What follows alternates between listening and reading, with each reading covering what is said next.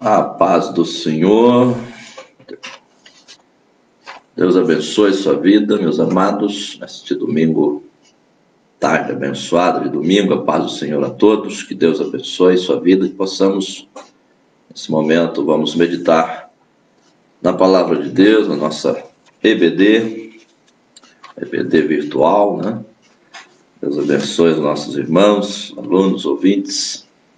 Que a graça e a paz do Senhor Jesus Cristo esteja na sua vida. Quero, antes de iniciarmos o nosso assunto de hoje, que é sobre Jó, quem era Jó, né? Nós vamos orar ao Senhor para que Deus possa nos direcionar neste momento. Amém?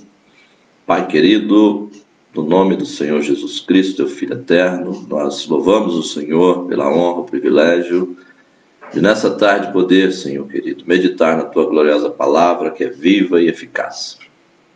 Que essa eficácia se revele, Pai amado, em nossos corações, nossas mentes, que nossa alma seja abençoada, a nossa mente seja despertada, Senhor, que o Senhor traz-nos revelações dentro da tua palavra, porque nós cremos que é a tua palavra que nos dá luz, que nos dá instrução, que nos dá direção, que nos faz caminhar dentro da tua vontade soberana. Abençoa cada aluno, cada irmão, cada família que estiver neste momento nos acompanhando aí, meditando juntamente conosco nesta palavra gloriosa. Abrir o nosso entendimento, Pai. Venha tomar-nos segundo a tua graça e bondade, em nome do Senhor Jesus. Amém. Amém, amados. Então, nesse trimestre nós estamos aí nesse tema maravilhoso, né, que é sobre a fragilidade humana e a soberania divina. E quem entra aí como personagem principal é o nosso patriarca Jó. Aí nós vamos discorrer sobre o sofrimento e a restauração de Jó, né? Então já tivemos a lição de número 1 pelo outro professor, nosso irmão Marco, domingo passado, e hoje nós estamos na 2. A data não segue, mas o assunto é a sequência, e é esse aí, né? Quem era Jó? Então este é o nosso tema de hoje. O texto áureo diz: havia um homem na terra de Uz, cujo nome era Jó, e este era um homem sincero, reto e temente a Deus, e desviava-se do mal. E é interessante que essas qualidades aqui de caráter de Jó, elas são descritas pelo próprio Deus, né? Quem dá testemunho de Jó não é um homem, não é um profeta, é o próprio Deus quem vai destacar quem era Jó, qual era o seu conteúdo de caráter, né? Muito importante. Nós vamos ver a leitura bíblica em classe, que está também em Jó capítulo 1, versículo 1 ao versículo 5. Vou fazer a leitura rapidamente, que diz assim: havia um homem na terra de Uz, cujo nome era Jó, e este era um homem sincero, reto e temente a Deus, e desviava-se do mal. E nasceram-lhe 7 filhos e 3 filhas. E era o seu gado 7.000 ovelhas, 3.000 camelos, 500 juntas de bois, 500 jumentas. Era também muitíssima gente ao seu serviço, de maneira que este homem era maior do que todos os do Oriente. E iam seus filhos e faziam banquetes em casa de cada um no seu dia, e enviavam e convidavam as suas 3 irmãs a comerem e beberem com eles. Sucedia, pois, que, tendo decorrido o turno de dias de seus banquetes, enviava Jó e o santificava, e se levantava de madrugada e oferecia holocaustos segundo o número de todos eles, porque dizia: porventura pecaram meus filhos e blasfemaram de Deus no seu coração. Assim o fazia Jó continuamente. Glória a Deus. Então aí está a nossa leitura em classe. Pois bem, nós temos 3 objetivos aqui, segundo a proposta aqui do comentarista, né? O primeiro objetivo desta nossa lição é mencionar que Jó procurou viver de forma íntegra e justa. O segundo objetivo é citar a prosperidade de Jó como consequência do favor de Deus. E em terceiro, destacar a piedade pessoal de Jó como modelo para os crentes. Nós temos aqui de início uma introdução interessante, quando o comentarista diz o seguinte: é possível ser próspero e ao mesmo tempo ter um caráter íntegro e piedoso? Essa pergunta é muito interessante porque associa-se muito a riqueza, né, com uma vida descuidada, uma vida sem muita integridade. Isso é muito comum de se ver hoje, né? O defeito de caráter de uma pessoa, muitas vezes ele está associado ao seu sucesso, né? Então o leitor da Bíblia Sagrada sabe do cuidado que as Escrituras apontam para a relação humana com o dinheiro. Então a Bíblia, ela, principalmente no Novo Testamento, né, tem muitas recomendações quanto ao perigo do apego ao dinheiro. O dinheiro em si, alguém já disse que o dinheiro não é neutro, né? A riqueza não é neutra. Assim como o poder também, né? O poder conferido a alguém também não é neutro, ele exerce uma influência muito forte. No caso do dinheiro, o apóstolo Paulo chega a recomendar a Timóteo, na primeira carta dele, no capítulo 6, versículo 10, para que Timóteo tome muito cuidado, né? Porque o amor do dinheiro é a raiz de todos os males. Então ali não é o dinheiro que é o mal. Nós sabemos que o dinheiro ele pode e deve, né, ser bênção nas vidas, trazendo conforto, trazendo ajuda, trazendo alimento, trazendo uma série de bênçãos na vida daquele que o possui, desde que usado de forma consciente, de forma sábia, e não deixando o seu coração se apegar ao dinheiro, né? Então nós temos que tomar cuidado. Jesus vai também falar sobre isso, capítulo 6 de São Mateus, né? Não ajunteis tesouro na terra, porque onde estiver o vosso tesouro, aí estará também o vosso coração. Então associa-se muito no Novo Testamento, né, o apego ao dinheiro, né, o amor ao dinheiro, sendo ele aí caracterizado como um grande mal e que traz consequências muito terríveis. E a prova também nós temos na própria história da humanidade, né? Pode-se chegar à conclusão facilmente, né, as grandes discórdias que há em meio à humanidade, né, de nação contra nação, de homem contra o outro, e de família, né, sempre tem lá o fator dinheiro, né?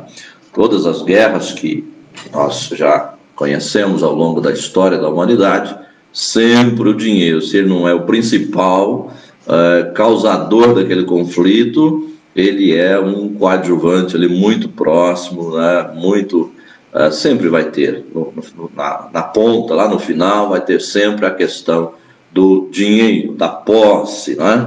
Porque tendo dinheiro você tem domínio sobre os outros, você tem poder sobre as pessoas, isso tudo atrai muito homem. É tão verdade que o diabo, ao tentar Jesus lá no deserto, uma das coisas, a segunda tentação do diabo foi justamente mostrar todos os reinos do mundo e a sua riqueza, prometendo a Jesus lhe dar tudo aquilo caso Jesus o adorasse. Então veja que isso tem uma influência muito grande na vida humana. E aqui nós vamos ver o caso de Jó, esse homem íntegro, temente a Deus, que ao longo da sua vida, né, ele vai estar revelando aí o quê? Um modelo de integridade, mesmo diante da prosperidade, e mantendo então uma vida piedosa, né? Conjugado aí com o temor do Senhor. Então Jó consegue fazer aí esse combo, né? Esse conjunto de virtudes, mesmo sendo ele um dos homens, ou talvez o homem mais rico da sua época lá no Oriente, né? Segundo nos informa o seu livro. Então o exemplo de Jó, ele é para nós, em todos os aspectos, muito digno de ser imitado. Então nós vamos estar discorrendo nessa tarde, que Deus nos ajude aí, né, para poder chegar aí ao entendimento muito bom sobre a questão. Né? A introdução diz: o autor sagrado não elabora uma biografia de Jó, mas traça um perfil que diz muito sobre esse gigante da fé. Jó foi um homem diferente, não em natureza, pois ele era igual aos demais da sua época. Todavia foi, sem dúvida, distinto na espiritualidade. Ele foi um homem que não apenas possuía bens materiais e uma família sólida, mas mantinha profunda comunhão com Deus. Assim, nesta lição, destacaremos alguns traços da vida e espiritualidade de Jó. Isso é digno de nota, não é? de realçarmos bem a questão da espiritualidade, porque atribui-se muito a pessoas piedosas, pessoas que não têm bens financeiros, não têm posse, né? Então, geralmente, né, as pessoas que tiveram vida piedosa são pessoas que abstiveram de todos os recursos materiais, financeiros desta vida, o que não é o caso de Jó, né? Uma coisa não interferiu na outra. O fato dele ser rico não o prejudicou na vida espiritual, muito menos na vida, no seu caráter, no seu comportamento, na sua honradez, na sua dignidade, na sua honestidade. Então é muito importante. O tópico 1 vai dizer um homem de caráter irretocável. Aqui então começa a descrição da vida desse patriarca, não é? Outros detalhes do livro em si já foram destacados, né, pelo nosso antecessor, mas aqui nós vamos estar destacando então a vida pessoal de Jó, né, o seu caráter. Primeiro aí nós temos uma das qualidades que é citada pelo próprio Deus, né, no livro, quando ele então, naquela conversa com Satanás, Deus então faz questão de destacar essas qualidades de Jó, essas 4 qualidades, e a primeira delas aqui é integridade, não é? Íntegro, Jó era um homem íntegro, versículo 1 que nós lemos. E íntegro também significa sincero. O caráter define o que uma pessoa é de verdade. Ela é vista a partir dos valores que governam a sua vida interior. O mau caráter define uma pessoa que não merece confiança, que é desonesta e que, portanto, não possui valores nobres. Jó não era um homem sem pecado, mas tinha um caráter irretocável. Nesse sentido, os primeiros versículos do livro possuem vários adjetivos que descrevem o seu caráter. No primeiro, o autor o apresenta como um homem íntegro. A palavra íntegro, que traduz o hebraico tam, possui o sentido de inocente, sem culpa. No grego, segundo a Septuaginta, a palavra aletnos remete ao que é verdadeiro. Então, logo, íntegro tem várias conotações, vários adjetivos, né? Entre eles inocente, sem culpa e também verdadeiro. Assim podemos afirmar que Jó era sincero nas intenções, afeições e diligente nos esforços para cumprir seus deveres para com Deus e os homens. Detalhe importante, o nosso dever é com Deus e com os homens. Por que eu destaco isso? Porque há pessoas que dizem, não, irmão, meu negócio é com Deus. Não devo satisfação a homem algum, ninguém tem que se meter na minha vida, eu faço e ajo como eu bem entendo. Não é bem assim, não é? A nossa integridade com Deus está também atrelada à nossa integridade para com o nosso próximo, para com a nossa família, para com outras pessoas que convivem conosco, né? Então é muito importante essa integridade. Então veja que Jó, o primeiro destaque aí é para a sua integridade, sua sinceridade, e que é destacado pelo próprio Deus, né? É bom destacar, como disse aqui o comentarista, isso não significa que Jó era perfeito, que Jó não pecava, que Jó ele era um santo, né, como diz hoje algumas religiões, né, que quer beatificar a pessoa dependendo do caráter dela. Não, Jó era um homem comum, um homem que também tinha suas falhas, ele vai reconhecer isso nos seus discursos, né? Mas ele tinha qualidades muito preciosas, muito valorosas, que Deus destaca. Pois bem, segundo é reto, versículo 1 ainda. Ele também era um homem reto, que no hebraico, Iazar, tem um sentido de alguém justo, direito. Na Septuaginta, de acordo com o grego amentos, possui o sentido de irrepreensível. Olha que coisa tremenda. Irrepreensível. Portanto, o homem de Uz, que era Jó, era justo, reto, direito e se comportava de maneira irrepreensível. Não cabia repreensão no comportamento de Jó, né, no seu tratamento para com o seu próximo, principalmente para com aqueles que estavam em condições inferiores à dele. Ele vai mencionar isso, como ele sempre socorreu o necessitado. Isso é muito importante, demonstra aí o caráter de retidão de Jó, sua irrepreensível. Ele era, terceiro, temente a Deus e desviava-se do mal. Jó é descrito como alguém temente a Deus, que desviava-se do mal. Essas palavras, de acordo com os termos relativos ao hebraico, su e yari, traduzem a ideia de alguém que prestava reverência a Deus e evitava o mal. Já na Septuaginta, os termos relativos ao grego teosebes e apeixo trazem o sentido de alguém devotado ao culto e à adoração a Deus e que por isso mantinha o mal sempre à distância. As Escrituras mostram que muito antes de Salomão, Jó praticava o que o homem mais sábio do mundo posteriormente ensinaria, que é: teme ao Senhor e aparta-te do mal. Está lá em Provérbios 3:7. Então aqui nós temos Jó como temente a Deus, um homem que tinha o temor a Deus como algo precioso na sua vida. Com isso, ele tinha condições de desviar-se do mal. Uma coisa produz a outra. O fato de Jó ter a capacidade de desviar-se do mal é porque temia o Senhor. Provérbios vai dizer isso, que o temor de Deus, ele leva o homem a não pecar. Ele dá ao homem condições para não pecar contra o Senhor, que é equivalente aqui a desviar-se do mal. Bom, então a síntese aí do tópico 1 é: Jó era um homem íntegro, reto, temente a Deus e desviava-se do mal. Então está aí as qualidades desse homem. Nós temos alguns subsídios aqui que eu quero também estar falando com você, que é sobre a questão do temor do Senhor, que é essa passagem que nós acabamos de ler aqui também em Provérbios, né? Teme ao Senhor e aparta-te do mal.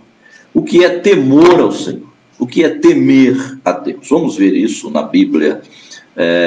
E qual é a relação com uma vida sabiamente vivida? O que o temor ao Senhor traz-nos de benefícios para uma vida bem vivida, uma vida de sabedoria, de conduta irrepreensível. Os livros de sabedoria do Antigo Testamento, como Provérbios e o próprio livro de Jó, colocam o temor do Senhor como princípio primeiro para uma vida de sabedoria. Qual a relação? Temor ao Senhor e sabedoria. Vamos ver.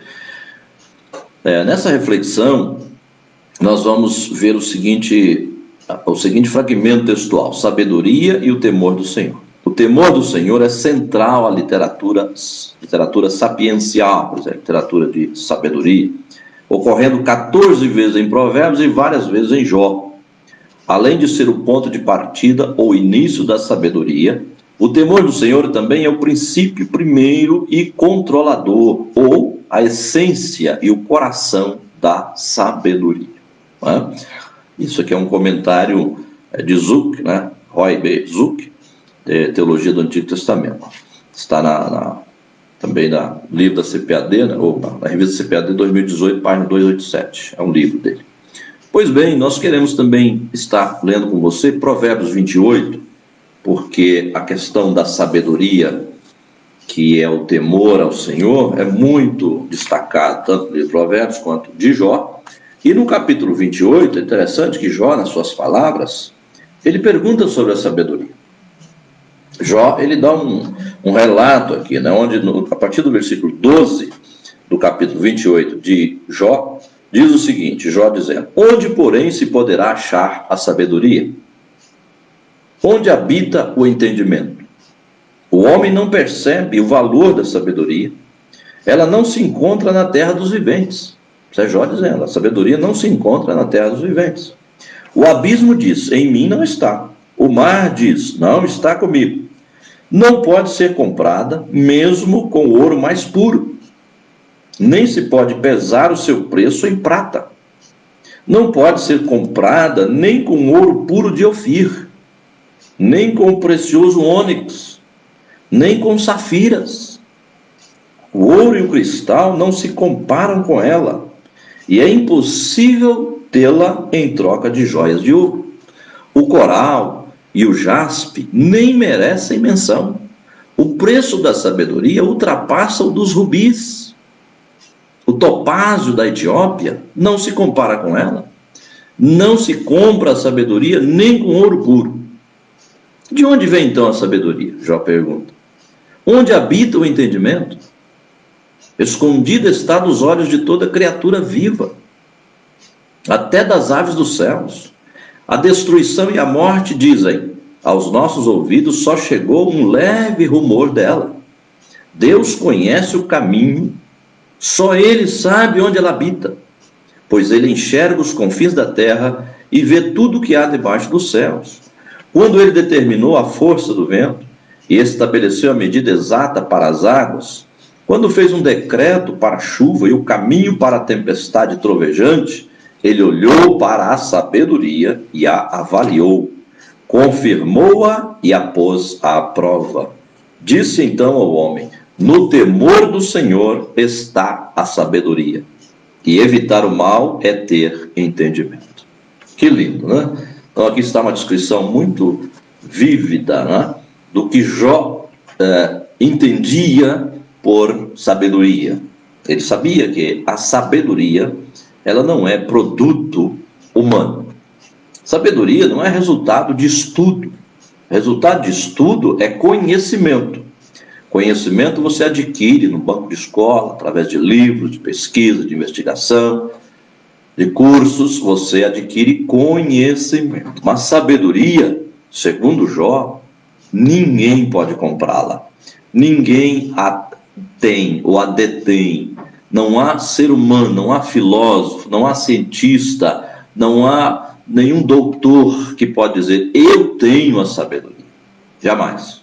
Porque a sabedoria, na verdade, ela é tão elevada que no capítulo 8 de Provérbios, ela é identificada ali como uma personificação do próprio Cristo. Jesus ali é apresentado, segundo os estudiosos, na descrição da sabedoria. A sabedoria, então, seria o próprio Jesus, o Filho de Deus. O próprio Deus é a sabedoria. E aqui, para o homem, o que é a sabedoria? No temor do Senhor está a sabedoria. Então, para o homem, temer a Deus, aí Jó e Salomão vão falar mais ou menos na mesma direção, embora um viveu época totalmente diferente da outra, né? Jó, segundo se crê, viveu lá nos patriarcas, lá próximo à era de Abraão, 2000 e pouco antes de Cristo. Mas eles falam na mesma direção, que é o temor do Senhor é a sabedoria. Aqui Jó diz, no temor do Senhor está a sabedoria, e evitar o mal é ter entendimento. Então a sabedoria é algo fruto da pessoa de Deus, é aquilo que Deus detém em si. Deus é a sabedoria, Deus dá a sabedoria, porção dela ao homem, quando esse o teme, né? Segundo nós entendemos aqui. Pois bem, na continuidade, no tópico 2, nós temos aí um homem sábio e próspero, um conselheiro sábio. Há pessoas ricas que nem são sábias, nem tampouco prósperas, possuem conhecimento, mas não entendimento, é o que eu acabei de mencionar. A pessoa estuda, se forma, é um doutor, ele tem conhecimento, seja na área que ele escolheu, seja na filosofia, um conhecimento diversificado de várias áreas do saber humano. Todavia, ele pode não ter entendimento ou sabedoria, porque a sabedoria é aquele que consegue aplicar o seu conhecimento à vida prática. Daí o livro de Provérbios é um livro de sabedoria prática, uma sabedoria para se aplicar no dia a dia da vida da pessoa. Aqui diz, possui conhecimento, mas não entendimento, riquezas, mas não prosperidade. Confunde-se muito hoje também a questão de riqueza com prosperidade. Então o irmão diz, não, vamos pedir a Deus prosperidade. Inclusive até cunhou-se essa frase, né?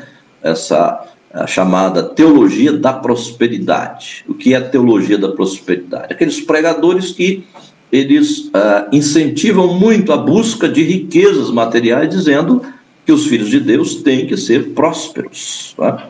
Só que você pode ter riqueza e não ser próspero. Você pode ter dinheiro e não ter sabedoria de como usufruir desse dinheiro, ou como aplicar esse dinheiro, essa riqueza. Jó distingue-se nesse aspecto. Ele foi um homem sábio, rico e próspero. Olha que interessante. Ele foi um homem sábio, rico e próspero. A Bíblia afirma que Jó era maior do que todos os do Oriente. Maior aqui não pode ser entendido apenas como uma referência a bens materiais, mas também a sua sabedoria. Estudiosos destacam que Jó era mais importante em sabedoria, riqueza e piedade do que qualquer outra pessoa daquela região, e ressaltam o reconhecimento da sabedoria de Jó, conforme se destacava a sabedoria dos orientais expressa em provérbios, canções e histórias. Isso faz dele um homem proeminente, a quem as pessoas recorriam com frequência em busca de conselho e orientação.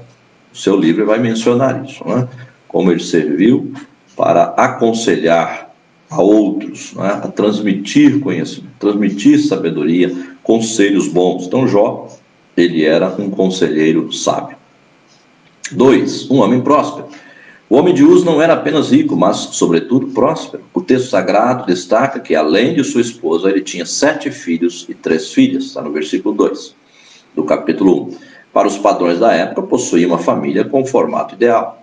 Ele também era um fazendeiro bem-sucedido. Em sua fazenda havia 7.000 ovelhas, 3.000 camelos, 500 juntas de bois, 500 jumentas, e tinha também muitíssima gente a seu serviço. E é interessante que Jó, apesar dessa posição, ele não menosprezava o pobre, nem maltratava os seus subordinados. Ele não tinha escravos, ele tinha trabalhadores, a quem, creio eu, eram muito bem recompensados, né? Então ele era próspero, família abençoada, seus filhos, dá a entender que viviam pacificamente, havia uma união entre eles, se reuniam nas festas, provavelmente de aniversário de cada um deles, não é? Ali festejavam seus 10 filhos, 7 homens e 3 moças, não é? E ia tudo bem. E Jó, como sacerdote do lar, daí entender-se que Jó viveu mais ou menos na era patriarcal, porque era o hábito da época, né? O pai que fosse temente a Deus, ele agia como sacerdote do lar, ele intercedia por sua família, orava. Jó diz aqui que oferecia sacrifício, né? Então Jó nem é um judeu, né? Até onde nós entendemos, se ele viveu na época de Abraão, ele então tinha uma revelação especial da parte de Deus, assim como há outros personagens que não eram israelitas, né? Como Balaão, como Jetro, sogro de Moisés, que não eram de Israel, mas tinha comunhão com Deus, né? Até mesmo aquele lá de Melquisedeque, né? Melquisedeque também, o rei de Salém, eram pessoas que não pertenciam à nação de Israel, mas eram pessoas tementes a Deus, homens que chamavam até de sacerdotes, que prestavam sacrifício a Deus. Jó então tinha essa prosperidade, não só em termos de riqueza, mas em termos de família estruturada, família abençoada. Terceiro, uma prosperidade baseada no ser. Jó, portanto, possuía um grande patrimônio, uma bela família. Sua prosperidade se refletia na relação harmoniosa entre ele, sua família, seus negócios e, sobretudo, sobre Deus. Com Deus, né? A sua harmonia. Não era uma prosperidade estabelecida somente no ter, mas principalmente no ser. Então, como eu já disse aqui, muitos confundem riqueza com prosperidade. Há pessoas ricas, mas que não são prósperas. Há pessoas que não têm riqueza e é próspera. São pessoas equilibradas, são pessoas que vivem de forma harmoniosa com a sua família e principalmente com o seu relacionamento harmonioso com Deus. Isso é prosperidade. É você ter o sustento para si, para a sua família e, acima de tudo, viver vida harmoniosa, tanto com a família quanto com outras pessoas com quem você se relaciona e, acima de tudo, você ter um relacionamento de intimidade com Deus, uma vida espiritual equilibrada, uma vida espiritual frutífera, que beneficia outras pessoas. Isso era Jó. Então a síntese aí do tópico 2 é: Jó era um homem conhecido por sua sabedoria e prosperidade. Muito bem. Nós temos então aí no tópico 3, um homem de profunda piedade pessoal. É muito importante essa parte aqui, porque agora vamos ver a vida espiritual de Jó, né? O primeiro capítulo de Jó diz: iam seus filhos e faziam banquetes em casa de cada um no seu dia, e enviavam e convidavam as suas 3 irmãs a comer e beberem com eles. Versículo 4, capítulo 1. O ambiente descrito aqui é de uma família em harmonia que de forma feliz festejava a vida. De forma alguma o texto sugere dissolução, bebedice ou licenciosidade nessas comemorações. Eram confraternizações feitas no ambiente familiar. Então, como já mencionei, a família de Jó, desses 10 filhos, não menciona o nome de nenhum deles, assim como não menciona também o nome da esposa de Jó. Todavia fala aí da vida harmoniosa entre os irmãos. 10 irmãos, mas que viviam de forma harmoniosa, forma festiva. É sinônimo de que havia realmente Deus na família de Jó. Havia um pai que transmitia segurança a esses filhos, um pai digno de confiança, um pai honesto, um pai responsável, um pai espiritual, né? E não só um pai de família comum. Assim era Jó e assim era a sua família. 2. Um homem de moral e piedade. Jó foi um homem que possuía uma forte moralidade, uma sólida espiritualidade. Além de seu caráter irretocável, o texto deixa claro que ele tinha uma vida piedosa. No versículo 5, nós lemos aqui, né, que no versículo 5 diz assim: sucedia que, tendo decorrido o turno de dias de seus banquetes, enviava Jó e os santificava, e se levantava de madrugada, e oferecia holocausto segundo o número de todos eles, porque dizia: porventura pecaram meus filhos e blasfemaram de Deus no seu coração. Assim o fazia Jó continuamente. Então não foi uma vez só, era hábito de Jó oferecer sacrifício, levantava de madrugada para interceder, para orar por seus filhos. E não é que os filhos tinham aprontado, não. Jó diz: porventura, né? Vai que eles tenham pecado, né? Então Jó já estava aqui antecipando, né? E dizia ele: porventura pecaram meus filhos e blasfemaram de Deus no seu coração, né? Lá no íntimo, nem era uma coisa visível, nem era um pecado escandaloso que os filhos tinham praticado, não.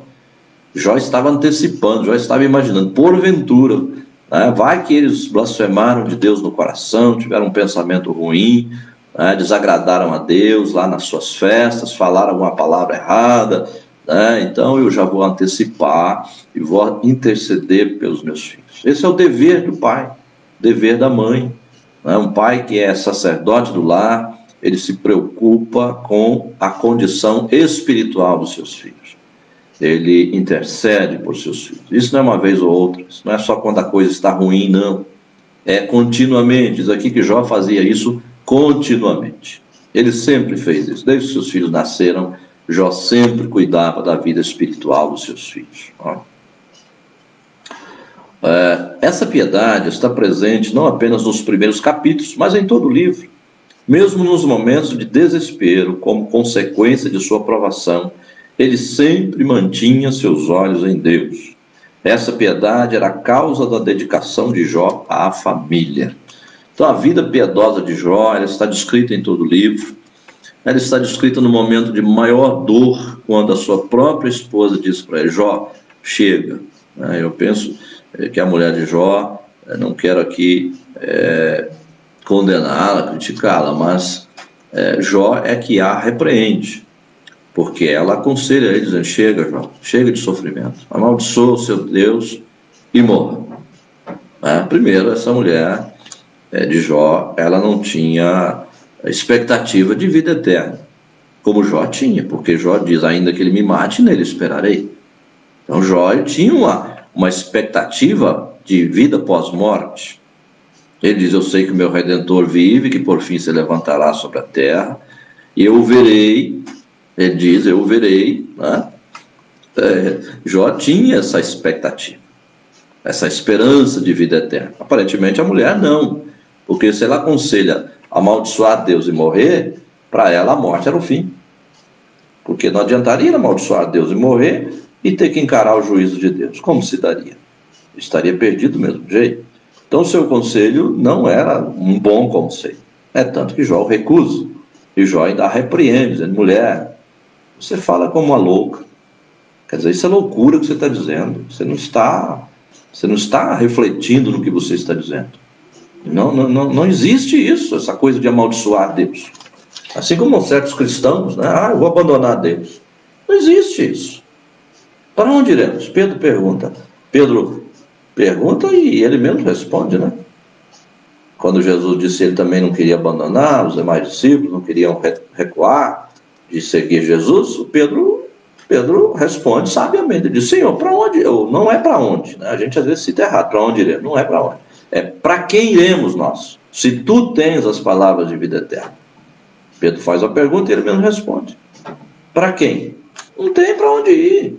Então esse conselho da mulher de Jó, amaldiçoa teu Deus e morre, revela uma pessoa que não tinha lá comunhão com Deus, não tinha intimidade com Deus, como tinha Jó. Né?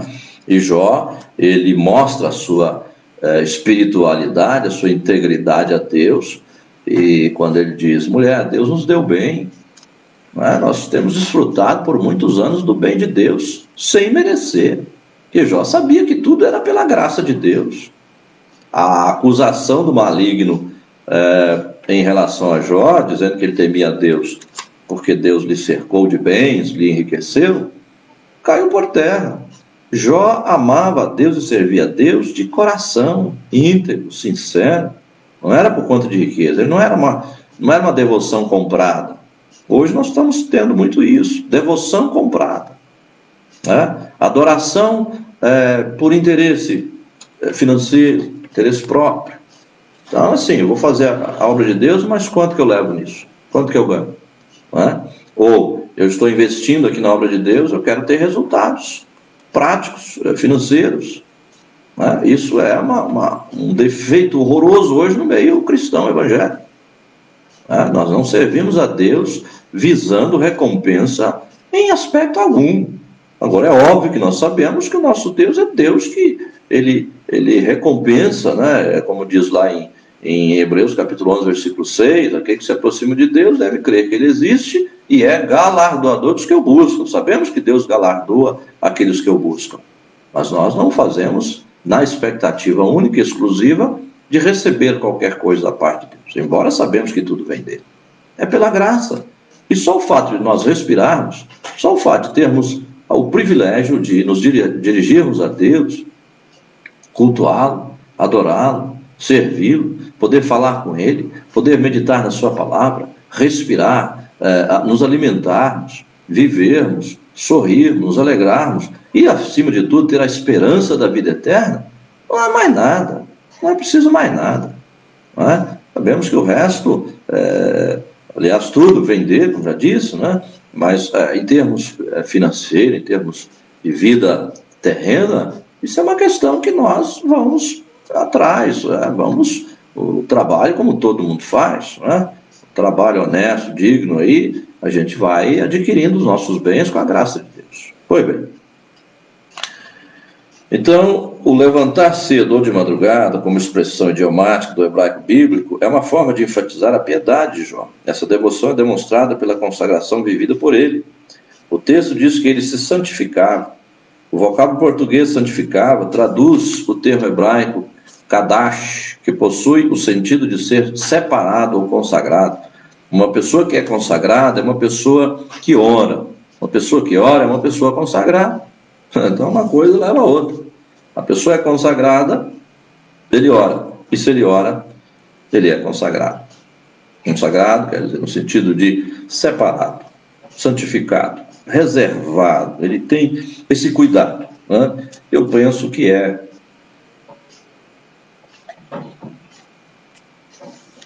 um cuidado pessoal, né, próprio de cada cristão. Cada um de nós tem que se conscientizar do nosso compromisso com Deus, né, e do nosso privilégio de poder nos consagrar, quer dizer, nos dedicar ao Senhor, reservar momentos de comunhão, momento a sós com Deus, momento em que, como disse Jesus, entramos no quarto, fechamos a porta e falamos com o nosso Pai em segredo. Isso tem que ser uma constância na vida do cristão. Até porque nessa pandemia revelou-se muitas coisas, dentre elas a realidade da comunhão na vida do cristão.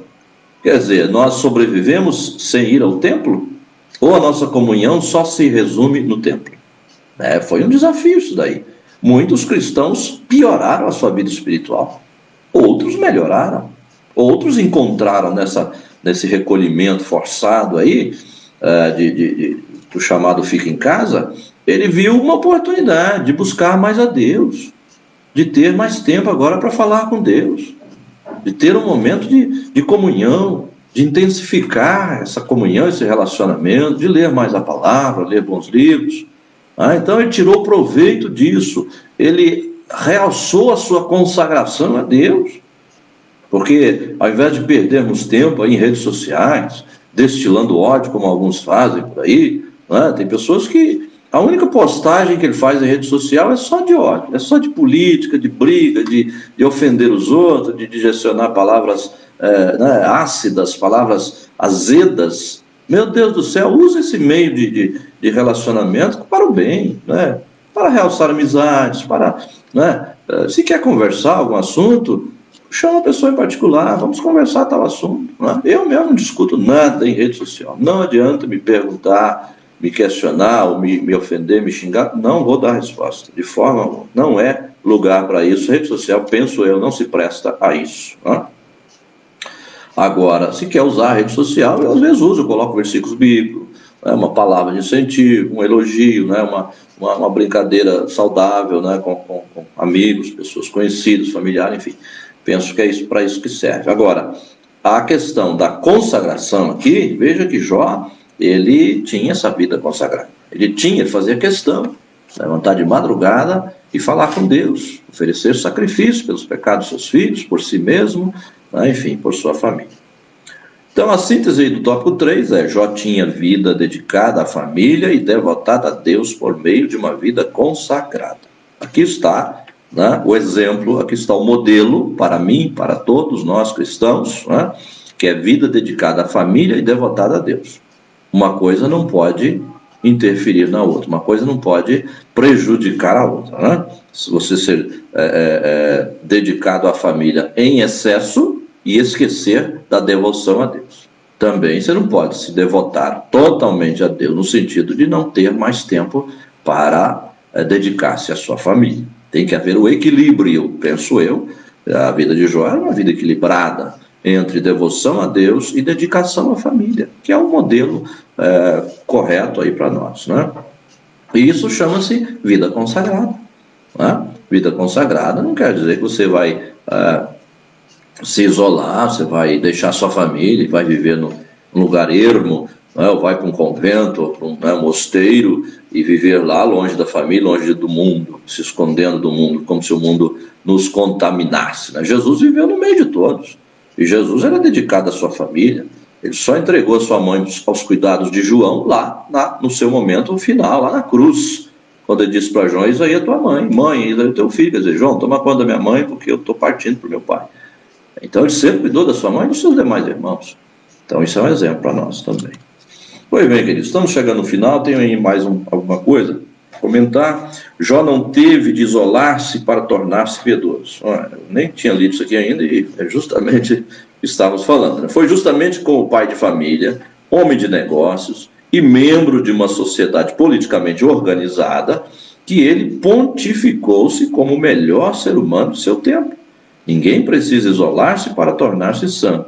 Santo nasce exatamente em meio às tentações. Exatamente o que eu acabei de mencionar aqui, eu nem estava planejando comentar sobre isso aqui, mas é exatamente o que nós acabamos de nos comentar aqui, que é a vida de equilíbrio. Viver em uma sociedade corrompida, como diz a Bíblia, como disse Paulo, uma sociedade corrompida e perversa, entre a qual resplandeceis como astros no mundo. Esse é o desafio. É viver no meio de pessoas desonestas e ser honesto. É viver no meio de pessoas pecadoras, que fala palavrão, que apronta, que faz tudo contrário à vontade de Deus, e eu seguir na direção oposta a isso. Não vou me isolar deles. Também não vou viver criticando eles, porque se torna uma pessoa indesejada, uma pessoa chata.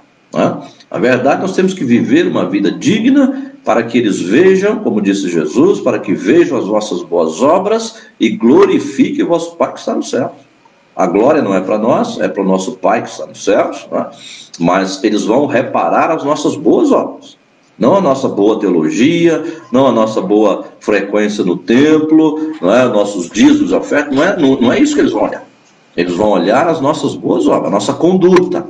Jó tinha uma conduta digna, honrada.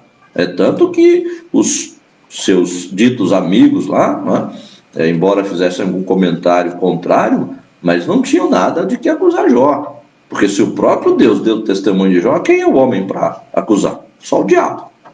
Só o diabo que acusa aquilo que Deus elogia, né? Deus elogiando Jó e o diabo acusando. A função do diabo é essa mesmo, capítulo 12 de Apocalipse. João diz que é o acusador de nossos irmãos, que diante de Deus os acusava de dia e de noite. Essa é a função dele, o trabalho dele é esse. Então que ele faça o trabalho dele para lá, né? Agora, diante das pessoas, mesmo aqueles que nos acusam falsamente, outros vão reconhecer, outros vão perceber. Falam, não, estão acusando ele, mas ele é uma pessoa digna, honesta, honrosa, cumpre seus compromissos, né? Uma pessoa que é digna de ser imitada. Todos os heróis da fé destacaram-se como membros participativos da sociedade. O que dizer de Noé, de Abraão, Isaac e Jacó? Dos profetas, Isaías, Ezequiel, ou melhor, Isaías e Ezequiel eram casados, e o exemplo do próprio Cristo. Ele não se afastou dos homens para redimi-los. Emanuel resgatou-nos estando entre nós e fazendo-se como um de nós. Enganam-se os que julgam ser a santidade o produto de uma vida solitária. Santidade é serviço, é dedicação integral ao Senhor Jesus, é desviar-se do mal e ter a aparência do Cordeiro de Deus. Esse é o comentário de Claudio de Andrade, né, sobre o problema do sofrimento do justo e o seu propósito. Então é isso, né? A nossa conduta, como de Jó, deve ser destacada no dia a dia, né? No nosso trabalho, se estamos em uma escola, uma universidade, né? Onde nós estivermos, temos que ter na nossa vizinhança bons referenciais, pessoas que possam dizer, não, essa pessoa ela é digna, ela é justa, honesta, uma pessoa trabalhadora, enfim, né? Como Jó também. Conclusão, então, para nós fecharmos aqui, destacamos 3 aspectos importantes acerca da vida de Jó: caráter, prosperidade e piedade. Então veja que essas 3 coisas podem e devem andar juntas: caráter, prosperidade e piedade. Só compreenderemos devidamente a vida desse gigante da fé do Antigo Testamento a partir dessa matriz. É possível que alguém seja rico, mas não possua caráter algum. Da mesma forma, é possível que alguém possua valores morais, sem, contudo, esboçar piedade alguma. A gente vê muito hoje isso, né? Pessoas piedosas, pessoas bondosas, né? Dignas, honradas, honestas, mas não tem piedade, não quer saber de Cristo, não quer saber de vida eterna. Quando ele fala com ele, não, isso aí tem nada a ver. Não, infelizmente, isso acontece. Vamos ver então aqui para fechar, né? Todavia ninguém terá um caráter irretocável, não apenas fragmentos ético-morais, prosperidade, não apenas posses, piedade, não apenas religiosidade, se não conhecer a Deus na intimidade. Jó era assim, íntegro, reto, temente a Deus e desviava-se do mal. Esse é o resultado da nossa comunhão íntima, relacional com Deus. Conhecer Deus não é apenas ler sobre Deus, não é apenas aprender sobre Deus intelectualmente, não. Jó vai falar isso lá no final do livro, não é? Parece que o relacionamento de Jó precisava de um ajustezinho. Lá no final, ele mesmo realça isso, né? Ele diz, eu te conhecia apenas de ouvir falar, mas agora mudou, agora eu te vejo, e eu me abomino no pó e na cinza. Quer dizer, Jó agora teve um encontro mais próximo com Deus. E isso fez toda a diferença para Jó, e aliás satisfez Jó, né? Suas perguntas tão inquietantes que ele tanto fez para Deus, que Deus não responde, parece que foi respondida ali, naquele momento de intimidade com Deus. Então é isso, sejamos nós íntimos de Deus, para que nosso caráter seja um reflexo da glória de Deus. Amém, queridos? Que Deus te abençoe em Cristo Jesus. Fica na paz. No próximo domingo continua então o assunto, né? Será o outro professor, estará ministrando aí nesse mesmo horário. Amém? Agora às 18h30 temos também o nosso culto ali na ICT, na Trindade, ali próximo à estação São Judas. Para você que não conhece, estaremos ali adorando ao Senhor. Amém? Quero orar com você, encerrando. Que Deus te abençoe e te dê uma semana abençoada. Pai, em nome de Jesus, louvamos o Senhor por essa tarde abençoada, por essa meditação desta palavra. Dê, Senhor, a graça a cada ouvinte, que nós possamos tomar posse dessa palavra. Sejamos nós íntimos de Deus, íntegros, retos, tementes a Deus, que nos desviamos do mal com o nosso irmão Jó. Que a tua graça, a tua bênção repouse sobre cada vida, Pai. Esse é o nosso pedido e a nossa gratidão, Senhor, no nome de Jesus. Amém, amado? Shalom, Deus te abençoe. Fique em paz, um bom domingo, um bom feriado. Amém?